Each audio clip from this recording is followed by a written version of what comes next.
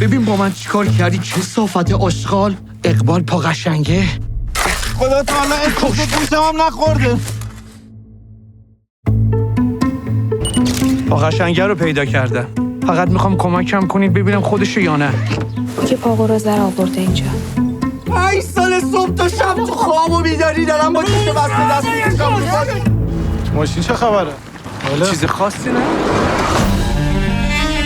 偶然の事故をきっかけに集まった不当に投獄された男女 نداریم پس همتون بدونید این کثافت امروز باید حرف بزنه.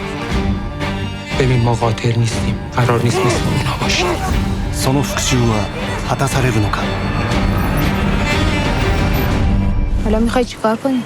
シンプルアクシデント偶然